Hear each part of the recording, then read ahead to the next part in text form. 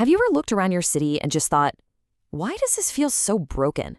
You know, with the crumbling roads, the traffic that never ends, and the constant struggle for basic things? Well, it's a problem that's basically as old as cities themselves. But what if? What if there's a better way? Today, we're going to dive into this incredible story about a city that completely turned things around, using really smart, low-cost ideas. So here's our game plan. First, we'll break down the anatomy of urban decay. Then we'll see how this is playing out in India's urban crisis. After that, we'll look at a tale of two very different cities, which will lead us right into the Curitiba blueprint, the specific solutions they used. And finally, we'll ask the big question, what does this all mean for the future of our cities? All right, so to really get why the solutions we're about to see are so cool, we have to understand the problem at its core. And what's kind of wild, and honestly a little bit depressing, is that urban decay is not some new thing. It's a problem that has been around for centuries. Yikes, that sounds pretty awful, right? This was actually written to describe parts of England way back in the 19th century. But here's the kicker, and the whole reason we're starting with this quote. That description could still apply to so many cities around the world today. It just goes to show how long we've been failing to provide basic, livable conditions for everyone. Okay, so that's the history, but what does this problem look like right now, in the modern world? To really see the scale of the challenge, we're going to zoom in on a specific case, India, a country that's dealing with massive urban growth and all the headaches that come with it. You know, sometimes it takes a complete disaster to see just how bad the cracks in the system really are. The plague outbreak in Surat back in 1994, it was a terrifying wake-up call.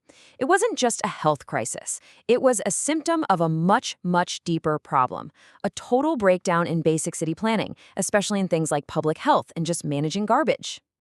And if you want to understand the scale of this, just look at the numbers. They're staggering. Back in 2001, almost 14 million, that's million with an M, urban households in India didn't have a toilet inside their own home. It points to a massive sanitation crisis. And it doesn't stop there. On top of that, more than 22% of city households weren't even connected to a drainage system. I mean, when you put these numbers together, you get this really clear picture of just how inadequate the basic infrastructure is, which of course affects everyone's health and quality of life. The crisis goes beyond sanitation, too. It's also about how we get around.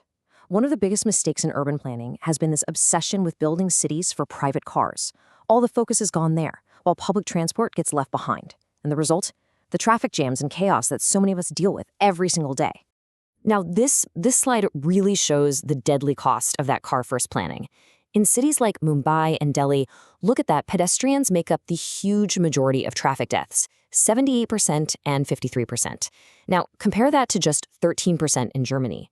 It's a really stark reminder that how we design our cities isn't just about convenience. It is literally a matter of life and death. But here is where the story starts to get hopeful. It doesn't have to be like this. Now let's look at a city that was facing all the same problems, but decided to take a completely different, you might even say radical path forward. And that city is Curitiba in Brazil. Way back in the 1970s, its leaders made a huge decision. They were going to prioritize people, not cars. They figured instead of spending a fortune on massive, expensive projects, they would get creative and use smart, effective, and low-cost solutions instead. So, what was their secret sauce? How did they actually do it? Well, let's get into the nitty-gritty, the actual blueprints that turned Curitiba into a model for cities all over the world. First off, they tackled public transport. Instead of a super expensive subway, they just perfected the bus. They did it with three simple but brilliant innovations. 1, you buy your ticket beforehand, so you're not fumbling for change. 2, they made these cool tube-like boarding stations with wide doors. And 3, they gave the buses their own special lanes. Put it all together, and you get a bus system that's as fast as a metro, and it cut travel time by a third. They also did something that a lot of cities are still too scared to do even today. They just banned cars from the busiest streets downtown. And you know what happened? It didn't destroy the economy. It did the exact opposite. It created these amazing, safe, and lively shopping areas where people actually wanted to walk around and hang out. And this next part is just pure genius. It shows how different their whole philosophy was. Instead of fighting nature, they worked with it. So a lot of cities fill in their wetlands to build stuff, which then causes terrible floods, and then they have to spend millions on drains. Curitiba did the opposite. They built a bunch of artificial lakes to soak up all the monsoon rain, and in the dry season, those same lakes become beautiful public parks. It's like two massive benefits for the price of one. This creative vibe just kept going.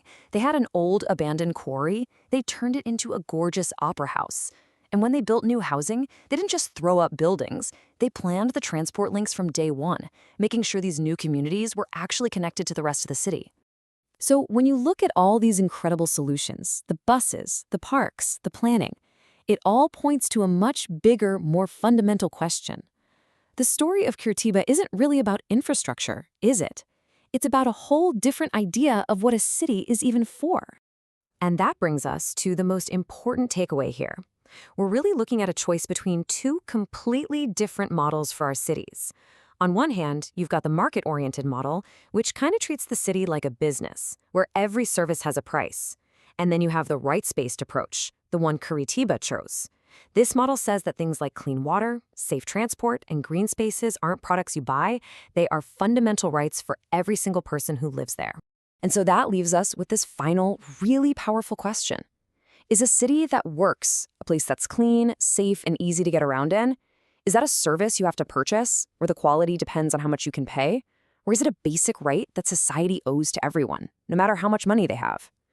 The story of Curitiba seems to suggest that when a city picks that second path, the results can be life-changing for everyone.